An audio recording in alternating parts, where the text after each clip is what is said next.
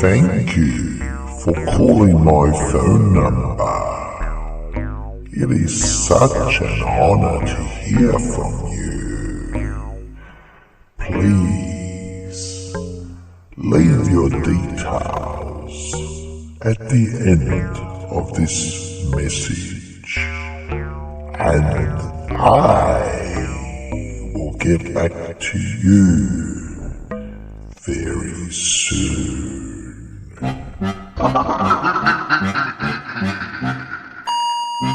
No. Welcome aboard the Strange Express. My name is Dr. Scherzo Stantio. Technology. It can be wonderful or exasperating. Like your smartphone, for instance. You do have a smartphone, don't you? Since you are watching or listening to this video, I take it for granted that you aren't Amish or a Luddite. Well, if you don't own a smartphone, don't feel too bad about it. Not everyone wants one.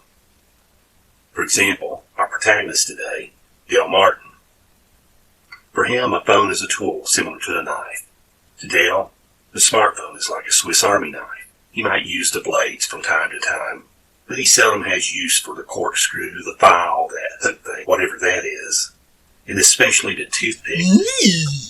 It seems, though, that Dale was simply destined to be blessed or cursed with a smartphone. I'll tell you more in just a moment. But it seems that you'll need to find a comfortable seat, as I believe I just heard the engineer give the signal that we're about to be on our way.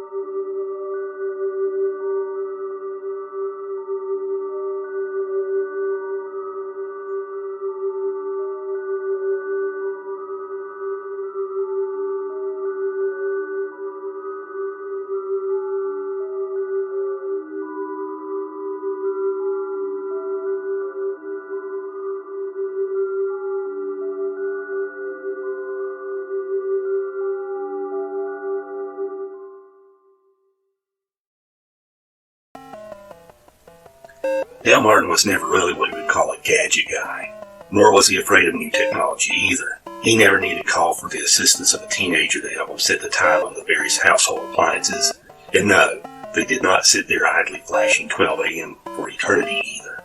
Dale was more of a budget guy. If something was working as intended, he saw no use for replacing it with a newer model with more bells and whistles. There were apps that he could turn his phone into a level, one that he could turn his phone into a compass or an altimeter, a camera, a notepad, and shopping list. And he could even play his favorite game of solitaire. Perhaps one of his favorite features was its ability to screen calls. If he received a call from a number that he did not recognize, he could send a caller to the screener. The caller would be connected to a voice that would tell them that the person they had reached was using a call screener, and that they would receive a copy of the conversation. And to start the screening, the caller would need to state their name and their reason for calling. Normally, Dale would then be informed that the caller disconnected. Occasionally, though, Dale would get a caller that would state their name, but would give some very vague reason for calling, like they needed to discuss important financial matters. But it would be to no avail, as Dale received several options to respond to the call, with one of them being, "Tell me more." Naturally, he would choose the "tell me more" option, and invariably the caller would hang up at this point. Of course, the ones that disconnected without identifying themselves or stating a valid reason for calling would immediately be added to Dale's blocked caller list. Yes, this was a function that Dale learned to love. The office that Dale worked in was next door to where a new building was being erected, and one afternoon his office was in darkness due to the electricity being turned off while electrical work was being done next door. Dale was in his office with Diane, one of the other members of his team, killing time by discussing their upcoming weekend plans and pondering if management was going to close the office early as the power had been off nearly 4 hours. As they spoke, the soft sound of a phone vibrating could be heard. Diane said it couldn't be her phone as she had left hers back in her office. Dale opened the drawer in his desk and saw that he was receiving a call from Anonymous, and the options listed were decline, screen, or answer. Dale smiled as he pressed the screen button. A couple of seconds passed and the caller disconnected. Dale then opened his phone to add the caller to his blocked numbers, but there was no option to block the anonymous caller. He then checked his settings and confirmed that he did have the setting turned on that was supposed to block unidentified callers. Dale mumbled under his breath, "That's weird." Diane heard Dale's musing and asked, "What's weird?" Dale was lost in thought about the call, but Diane's query snapped him back. It's just that call I just got. I have a filter on my phone that's supposed to block any unidentified calls, but somehow that one got through." He placed the phone back in the drawer and closed the drawer. "Must have been a fluke," he added. But within a few seconds, the buzzing of the phone could be heard again. Dale grimaced and opened the drawer and looked at the phone. Diane asked if it was the same caller. Dale replied that it appeared to be the same one, but it just said anonymous. Again, Dale pressed the option to screen the call, and after a few seconds, the caller disconnected. And again, Dale placed the phone back in the drawer and shut it. About that moment, Terrence, another member of the team, stuck his head through the door and told Dale and Diane that he just got a call from Tony, the vice president, and Tony said that they could leave, as it appeared the power would not be restored that day. Diane asked Terrence how he heard from Tony since the office phones weren't working, with the electricity being off. Terrence replied, "Smoke signals." Then as he turned and left, he could be heard saying as he went down the hall, "He called me on my cell, silly." Within moments, Dale's phone was vibrating inside the desk drawer again. Diane looked at Dale with a raised eyebrow and said, "Perhaps you should answer it." Dale opened the drawer and looked at the phone and said aloud, "Anonymous," followed by, "I guess I might as well answer it. It appears they're going to keep calling until my battery dies." Dale picked up the phone and pressed the answer button and said sharply, "Hello." There was a pause for a moment, then Dale heard an unfamiliar male voice say, "Hello, Mr. Martin? This is Manny with Cityco Electric." Dale answered, "Who are you and what do you want?" The caller responded, "My name is Manny, and I work for Cityco Electric. We're working on the power lines going to that new building next to your office. I'm calling you to ask you to keep everyone inside the office for the next few minutes, as the substation that sits on the corner of your parking lot is going to power up in the next few minutes." Dale looked confused and asked the caller, "Why would that matter?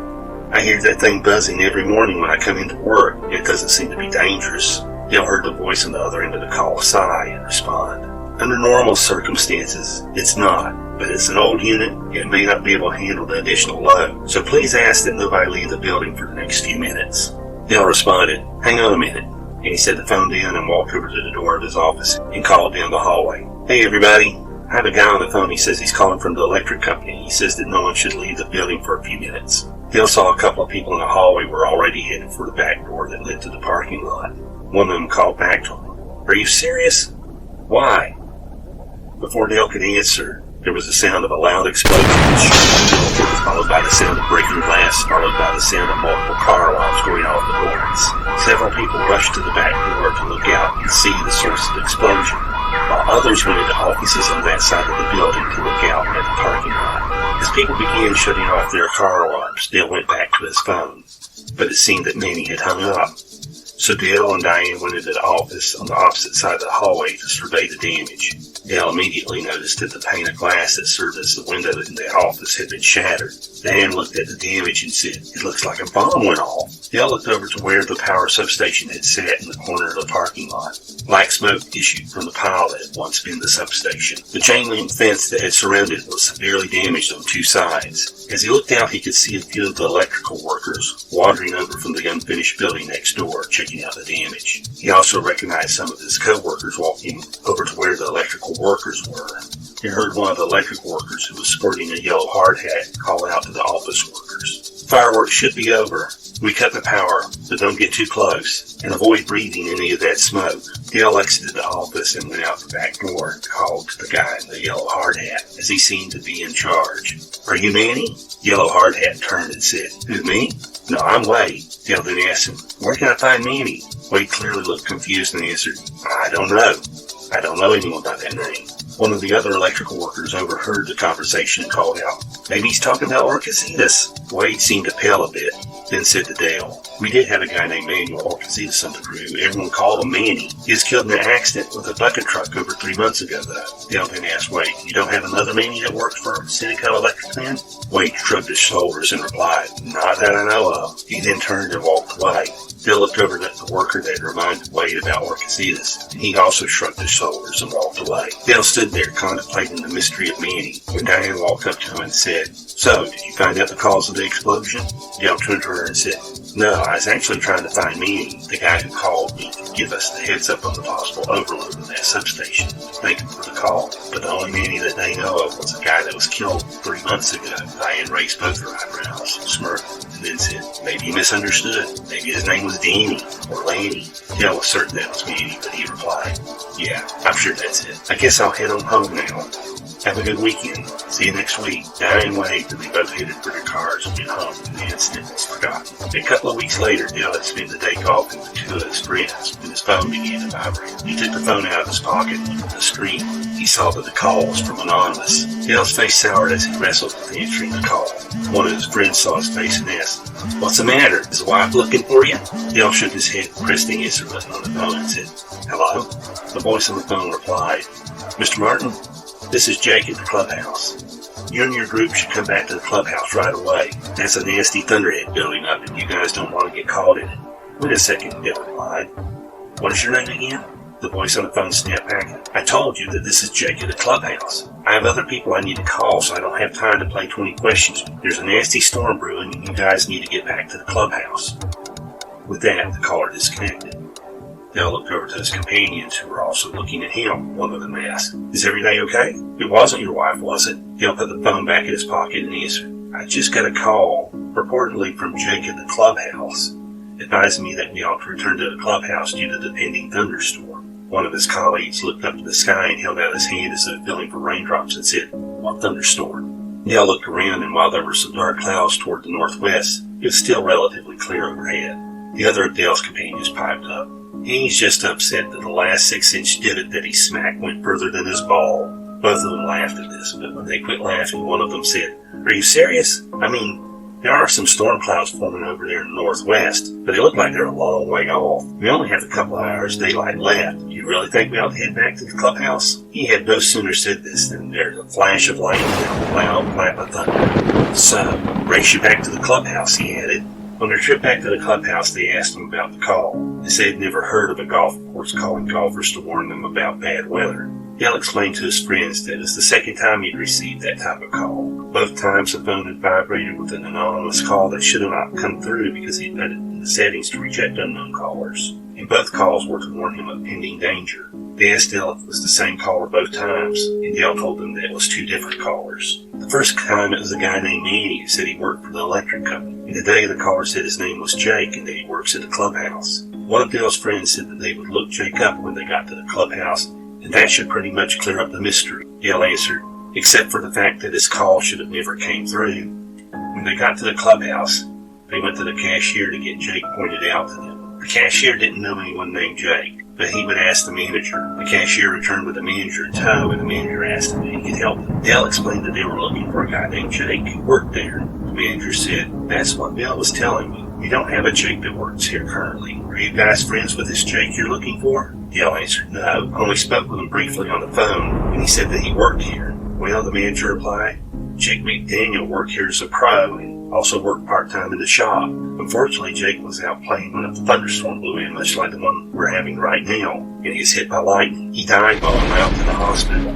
That was about 3 years ago. So I doubt that he's the Jake that you're looking for, unless you spoke to him more than 3 years ago." Dale answered, No, it hasn't been 3 years. I guess someone sold me a bum steer. Thanks for the info anyway.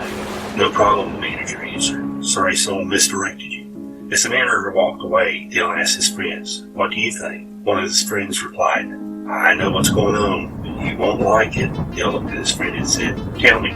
Well, while you were having your conversation with that manager guy, I saw, standing about 15 feet from us, this guy. His color was all washed out, like an old black and white picture, and he stood there with a cigarette in his hand, and I heard him saying something about submitted for your approval. One Dale Wellington Martin. He doesn't know it, but has purchased a phone made exclusively for him that was manufactured in. Dale cut him off and said if that was true, he would have sent you directly to the source of all your jokes, the cornfield. After Dale had parted with his friends and gone home, he reached into his pocket for the phone to examine it and see if he could unravel at least some part of the mystery. But to his surprise, the phone was not in his pocket. He was certain that the last time he had used it, he had returned it to the phone pocket in his cargo pants. He then checked all the other pockets, but the phone was not in any of the pockets. Dale tried to think about everything he had done and where he could have lost the phone. All he could remember was that he had slid it into the phone pocket of his pants right after receiving the call from Jake. Finally, he went to his landline phone and called one of his golfing buddies to see if he had any ideas. He told him that the last time he saw the phone was when he got a call on the golf course, but he suggested that Dale call his cell number. Perhaps someone found it and would return it. After he hung up with his friend, Dale called his cell number. It rang twice, and then a familiar-sounding voice that Dale could not place at the moment answered, and Dale asked, who is this? The familiar-sounding voice said, I'm Rod. I'm a friend of Manny and Jake. We'll be seeing you soon. Then the phone went dead. Seems to me that the story went dead too. Hopefully this doesn't mean that Dale will be going dead soon too. This story got me to thinking though. I know, you're saying well, miracles never cease. It doesn't seem too long ago that if someone told you that they had a cell, it meant that they were a prisoner. Perhaps that is still true. Lots of people seem to be chained to theirs. Well, which is a deep subject for someone with such a shallow mind. It appears that we have reached your station. As always, thanks for sojourning with me. Please come again soon. And until next time, happy rails to you.